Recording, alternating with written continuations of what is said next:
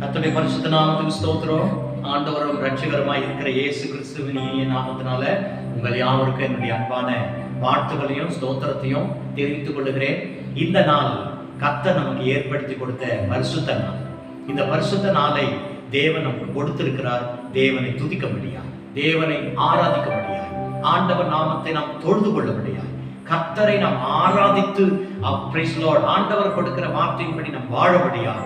கர்த்தர் இந்த நாளை கர்த்தர் கொடுத்திருக்கிறார். கர்த்தர் எல்லா படைப்புகளும் 6 நாள் படிச்சுட்டு 7ஆம் நாளை தேவன் பரிசுத்தப்படுத்தி அதை ஆசீர்வதித்து கொடுத்தார். எதற்காக?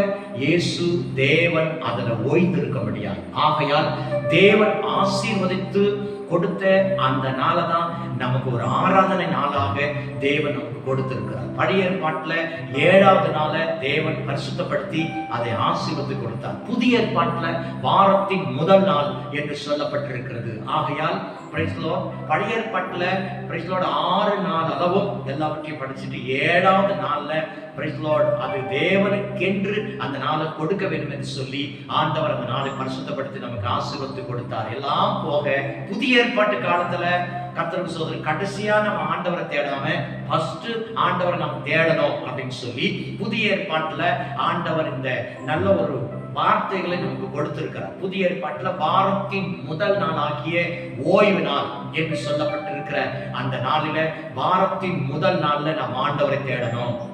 வாரத்தின் முதல் நாள்ல நாம் ஆண்டவரை தொழுது கொள்ளணும். வாரத்தின் முதல் நாள்ல கர்த்தரை நாம் ஆராதிக்கணும். வாரத்தின் முதல் நாள்ல தேவனுக்கு கொடுக்க வேண்டிய கனத்தையும் நல்ல ஒரு மரியாதையும் அந்த நேரத்தையும் ஆண்டவருக்கு நாம் கொடுக்க வேண்டும் என்று அவர் விரும்புகிறார். பிரியமானவர்களே, ஆண்டவர் நமக்கு கொடுத்திருக்கிற இந்த பரிசுத்த நாளில தெய்வத்தை நாம் ஆராதித்து தேவனை நாம் தொழுது கொண்டு அவர் நாமத்தை மகிமைப்படுத்தி உயர்த்துகிறவர்களாய் இருக்க வேண்டும். இந்த நாளிலும் கூட இந்த ஓய்வு நாளில பரிசுத்த நாளில இந்த வார்த்தையை நான் உங்களுக்கு கொடுக்கிறதுல சந்தோஷம் அடைகிறேன். கர்த்தரை உள்ளத்திலிருந்து ஆண்டவர் துதியுங்க, ஆண்டவர் நாமத்தை மகிமைப்படுத்துங்க, ஆண்டவர் நிறைவாய் உங்களை ஆசீர்வதிப்பாராக. இந்த நாளில கூட வேதத்திலிருந்து ஒரு பகுதியை நாம் வாசிக்க கேட்போம். 1 சாமுவேலின் புத்தகம் 7ஆம் அதிகாரம் 3ஆம் வசனம். அப்பொழுது சாமுவேல் இஸ்ரவேல் குடும்பத்தார் யாவரையும் நோக்கி, நீங்கள் உங்கள் முழு இருதயத்தோடும் கர்த்தரிடத்தில் திரும்புகிறவர்களையானால் அந்நிய தேவர்களையும் அஸ்தரோத்தையும் உங்கள் நடுவிலிருந்து விலக்கி உங்கள் இருதயத்தை கர்த்தருக்கு நேராக்கி அவர் ஒருவருக்கே ஆராதனை செய்யுங்கள். அப்பொழுது அவர் உங்களை பெலிஸ்தருடைய கைக்கு நீங்களாக்கி விடுவார் என்றார். இந்த வார்த்தை யார் சொல்றாங்க அப்படின்னா, சாமுவேல் என்ற தீர்க்கதரிசி இஸ்ரவேல் ஜனங்களுக்கு சொல்லுகிறார். எதற்காக இந்த வார்த்தையை சொல்றாரு அப்படின்னா, எதுக்கு இந்த வார்த்தையை சொல்றவங்க முழு இருதயத்தோடும் கர்த்தரிடத்தில் திரும்பியவர்களையானால் அந்நிய தேவர்களையும் அஸ்தோரத்தையும் உங்கள் நடுவில் இருந்து நீங்க விலக்கி போட்டு உங்கள் இருதயத்தை கர்த்தருக்கு நேராக திருப்பி அவர் ஒருவருக்கே நீங்கள் ஆராதனை செய்யுங்கள் என்று சொல்லி இருக்கிறார். ஏன்? பல பாவ காரியங்கள், பல உலக காரியங்கள், பல வேலைப்பாடுகள், உலகத்துக்குரிய காரியங்களை முக்கியப்படுத்துகிற காரியங்கள், அநேக காரியங்கள் உங்களுக்கு இருக்கிறது. ஆகையால் உங்க இருதயத்தை கர்த்தருக்கு நேராக திருப்பி அவர் ஒருவருக்கே ஆராதனை செய்யுங்கள் என்று சொன்னார்.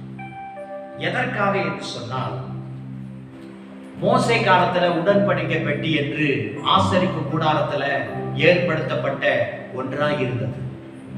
மோசே மூலமா ஒரு ஆசரிப்பு கூடாரத்தை ஏற்படுத்தி அங்கே 3 பகுதியாக பிரித்து தேவனை தொழுது கொண்டார்கள். அங்கே ஆசரிப்பு கூடாரத்துல உடன்படிக்கை பெட்டி என்று சொல்லி வைக்கப்பட்டிருந்தது. மோசே காலம் முடிந்து அதுக்கு பிற்பாடு யோசுவா காலம் முடிந்து அதுக்கு பிற்பாடு தேவாலயத்தையும் ஆசரிப்பு கூடாரத்தையும் சரியா மெயின்டைன் பண்ண ஆள் இல்லாம போனதுனால இந்த உடன்படிக்கை பெட்டி ஒவ்வொரு இடமா மாறி மாறி வைக்கப்பட்டிருந்தது. இப்ப நடக்கிற காரியங்கள் என்ன தெரியுமா? இந்த உடன்படிக்கை பெட்டியை எதிரிகளாகிய பெலிஸ்தர் தேவனுடைய பெட்டியை பிடிச்சு அதை தன்னுடைய வசத்துல வச்சுக்கிட்டாங்க. 1 சாமுவேலின் புத்தகம் 5ஆம் அதிகாரம் 1ஆம் வசனம். பெலிஸ்தியர் தேவனுடைய பெட்டியை பிடித்து அதை எபினேசரில் இருந்து அஸ்தோத்துக்கு கொண்டு போனார்கள். பெலிஸ்தியர் தேவனுடைய பெட்டியை பிடித்து தாகோனின் கோயிலில் கொண்டு வந்து அதை கொண்டு வந்து வைத்தார்கள். பெலிஸ்தியர்கள் தேவனுக்கு பிரியமில்லாதவர்கள், இஸ்ரவேலருக்கு விரோதியாய் இருந்தவர்கள். தேவனுடைய உடன்படிக்கை பெட்டியை பிடிச்சி அதை கொண்டு போயிட்டு தன்னுடைய வசத்துல வச்சுக்கிட்டு ஒரு இந்து கோயில்ல கொண்டு போய் வச்சுட்டாங்க. அந்த இந்து கோயில கொண்டு போய் வச்சுட்டாங்க. கர்த்தருக்கு ஸ்தோத்திரம். அந்த பெட்டி அங்க எவ்வளவு நாள் இருந்தது தெரியுமா? 6ஆம் அதிகாரம் 1ஆம் வசனம். கர்த்தருடைய பெட்டி பெலிஸ்தியரின் தேசத்துல 7 மாதம் இருந்தது. அது எங்க கொண்டு போய் வச்சாங்க? இந்து கோயில், தாபோர் என்று சொல்லப்படுகிற இந்து கோயில கொண்டு போய் அந்த உடன்படிக்கை பெட்டி, கனத்துக்குரிய மரியாதைக்குரிய, கர்த்தருக்கு ஸ்தோத்திரம், பெட்டிய அந்த இந்து கோயில கொண்டு போய் வச்சுட்டாங்க. அது எவ்வளவு நாளா இருந்துச்சு? 7 மாதம் அளவும் அங்க இருந்தது. நடந்தது என்ன தெரியுமா? கனத்துக்குரிய அந்த உடன்படிக்கை பெட்டியை அவர்கள் தகாத விதமாய், அசுத்தத்துக்குரிய, ஆண்டவர் விரும்பப்பட தகாத ஒரு இடத்துல கொண்டு போய் அதை வச்சதுனால அங்க என்ன நடந்துச்சு தெரியுமா? பின்பு பெலிஸ்தியர் பூஜாரிகளையும் குறி சொல்லுகிறவர்களையும் அழைப்பித்து, கர்த்தருடைய பெட்டியை பற்றி நாங்கள் என்ன செய்ய வேண்டும், அதை நாங்கள் எவ்விதமாய் அதன் ஸ்தானத்துக்கு அனுப்பிவிடலாம் என்று எங்களுக்கு சொல்லுங்கள் என்று சொல்லி அந்த பெலிஸ்தியர்கள் ஆலோசனை பண்ணினார்கள். நடந்தது என்ன தெரியுமா? அந்த உடன்படிக்கை பெட்டிக்கு கொடுக்க வேண்டிய கனத்தையும் மரியாதையும் அவங்க கொடுக்காம போனாங்க. அதனால அங்க நடந்தது என்ன தெரியுமா? கர்த்தருக்கு ஸ்தோத்திரம். ஒரு வியாதி அவர்களை ஆளுகை செய்தது. அது என்ன வியாதி தெரியுமா? மூல வியாதி. இப்ப வரையிலும் அந்த மூல வியாதி, கர்த்தருக்கு ஸ்தோத்திரம், ஜனங்களுக்குள்ள அது சாபமாய் வந்து ஜனங்களை மாட்டி புரட்டி கொண்டிருக்கிறது. இந்த மூல வியாதி என்று சொல்லப்படுகிற வியாதி எப்படி வந்தது தெரியுமா? உடன்படிக்கை பெட்டி, பரிசுத்தமாக்கப்பட்ட பெட்டி, கனத்துக்குரிய அந்த உடன்படிக்கை பெட்டியை தகாத இடத்துல கொண்டு போய் வச்சதுனால இந்த வாதைகள் வந்தது. இந்த வியாதிகள் ஜனங்களை மாட்டினது. கர்த்தருக்கு ஸ்தோத்திரம், பிரைஸ் தி லார்ட். ஆகையால் இதை தீரபடியாய் இஸ்ரவேல் ஜனங்கள் சாமுவேல் கிட்ட வந்து முறையிட்டாங்க. இந்த வாதைகள்லாம் தீர நாங்க என்ன செய்ய வேண்டும்? இந்த உடன்படிக்கை பெட்டியை வைப்பதற்காக ஒரு நல்ல ஒரு இடத்தை நாம் ஏற்படுத்துவோம் என்று சொல்லி இஸ்ரவேல் ஜனங்கள், சாமுவேல் தீர்க்கதரிசி எல்லாரும் சேர்ந்து ஒரு இடத்தை செலக்ட் பண்ணாங்க. தங்களை பரிசுத்தமாக்கும்படியா தன்னை ஒப்பு கொடுத்தாங்க.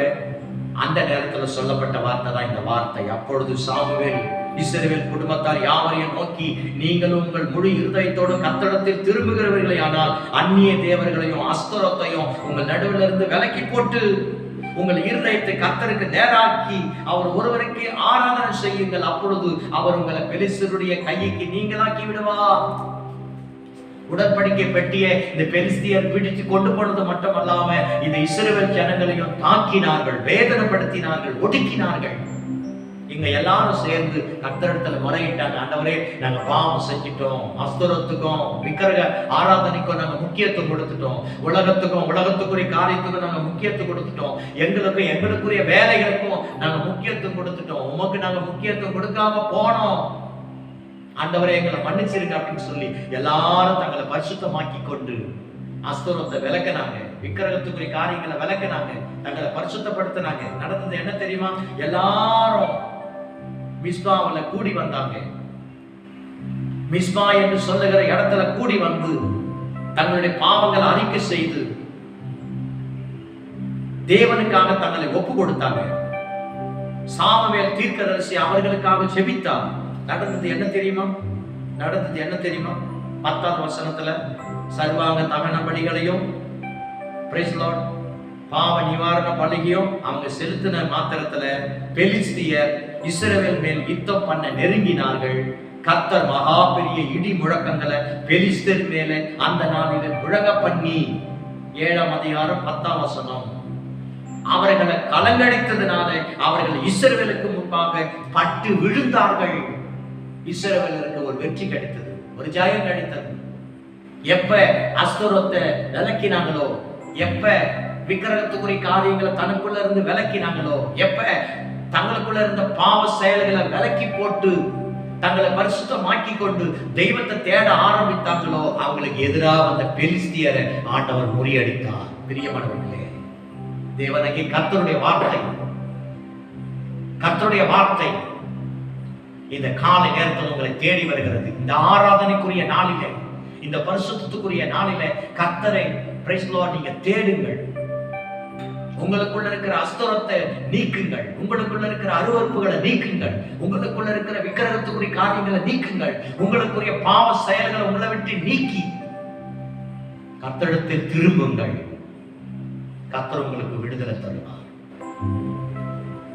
சாமுவேல் சொன்ன வார்த்தை என்ன தெரியுமா? அஸ்தரத்தையும் உங்களுக்குள்ள இருக்கிற பாவ செயல்களையும் நீக்கி உங்க இருதயத்தை கர்த்தருக்கு நேராக திருப்பி அவர் ஒருவருக்கே ஆராதனை செய்யுங்கள். அப்பொழுது பெலிஸ்தருடைய கையிலிருந்து நீங்கள் விடுதலையாக்கப்படுவீர்கள். இன்றைக்கு பாவத்துக்கும், இன்றைக்கு சாபத்துக்கும், இன்றைக்கு வியாதிக்கும், இன்றைக்கு துன்பத்துக்கும், இன்றைக்கு பலவிதமான கஷ்ட நஷ்டங்களுக்கும் நீங்க அடிமைப்பட்டு இருக்கிறீங்க. அவைகள் உங்களை ஆளுகை செய்து உங்களை கெடுத்துக் கொண்டிருக்கிறது, உங்களுடைய ஆசீர்வாதங்களை கெடுத்துக் கொண்டிருக்கிறது. இன்றைக்கு கர்த்தர் உங்களோடு கூட பேசுகிறார். உங்களுக்குள்ள இருக்கிற இப்பேற்பட்ட அருவருப்புகளை நீக்குங்கள், இப்பேற்பட்ட பாவங்களை நீக்குங்கள், உங்க இருதயத்தை கர்த்தருக்கு நேராக திருப்புங்கள், கர்த்தரை ஆராதிங்க. அப்பொழுது பெலிஸ்தருடைய கைக்கு உங்களை விடுதலையாக்கி உங்களை ரட்சிப்பார். அல்லேலூயா. உடன்படிக்கை பெட்டிக்கு கொடுக்க வேண்டிய மரியாதையை, கர்த்தருடைய வார்த்தைக்கு கொடுக்க வேண்டிய கனத்தை கொடுங்க. அப்பொழுது உங்களுக்கு வருகிற எல்லா எதிரிக்கும், தீமைக்கும், பொல்லாப்புக்கும், பலவீனத்துக்கும் உங்களை விலக்கி தப்புவிப்பார். ஜெபிப்போமா? எங்களை கிருபையா நேசிக்கிற நல்ல தகப்பனே, இந்த ஓய்வு நாளில உங்களை நாங்கள் நன்றியோடு துதிக்கிறோம், ஸ்தோத்திரிக்கிறோம். இந்த ஆசீர்வதிக்கப்பட்ட நேரத்தில் கூட தேவனாகிய கர்த்தர் ஆண்டவரின் கொடுத்த நல்ல வார்த்தைக்காக நன்றி செலுத்துகிறோம். கர்த்தாவை இன்றைக்கு எதிரியின் கையில, வியாதியின் பிடியில, சாபத்துல, பொல்லாப்புல, நாச மோசங்கள்ல இன்றைக்கு அகப்பட்டிருக்கிற உங்களுடைய பிள்ளைகளுக்காக ஜெபிக்கிறேன். ஆண்டவரே ஜெபிக்கிறேன். பிள்ளைகள் ஒவ்வொருவரும் நீங்க விடுதலை ஆக்குவீரா, அற்புதங்களை செய்யுங்க. உண்மை ஆராதிக்காம, உண்மை துதிக்காம, உண்மை தேடாம தன்னுடைய நாளை வெறுமையா கழித்து கொண்டிருக்கிற உங்களுடைய பிள்ளைகளை ரட்சியும். தங்களுக்குள்ள இருக்கிற அஸ்தரத்தையும், விக்கிரகத்துக்குரிய காரியங்களையும், பாவத்துக்குரிய செயல்களையும் ஆண்டவர் தங்களுக்குள்ள இருந்து அகற்றி போட்டு உம்மை தேடுகிற பிள்ளைகளாய், ஆராதிக்கிறவர்களாய், உமக்கு முக்கியத்துவம் கொடுக்கிறவர்களாய் மாற்றுங்க. தகப்பனே, நன்றியோடு துதிக்கும். உடன்படிக்கை பெட்டி கொடுக்க வேண்டிய கனத்தையும் கொடுக்காம போனதுனால வாதைகள் வந்தது. எல்லாரும் விழுந்து மாட்டு போனாங்க. நாங்கள் உமக்கு கொடுக்க வேண்டிய கனத்தை நாங்கள் உமக்கு கொடுத்து உங்களுடைய ஆசீர்வாதத்தையும் பாதுகாப்பையும் நாங்கள் பெற்றுக்கொள்ள கர்த்தர் கிருபைதான். எங்களுக்கு விரோதமாக வருகிற எதிரின் கையில், சாத்தானுடைய பிடியில், சாபத்திலும், வியாதியிலும் எங்களை விடுதலையாக்கி எங்களுக்கு அற்புதத்தை செய்யும். இந்த காலை நேரத்தில் ஒவ்வொருவரையும் ஆசீர்வதியும், அற்புதங்களை செய்யும். வாழ்வு சுகமாக இருக்கட்டும். இயேசுவின் நாமத்தில் பிதாவே, ஆமென். கர்த்தர் உங்களை நிறைவாக ஆசீர்வதிப்பார். God bless you. இந்த நாளை சந்தோஷத்தோடு அனுபவிங்க. கர்த்தர் உங்களை நிறைவாய் உங்களை நடத்துவாராக.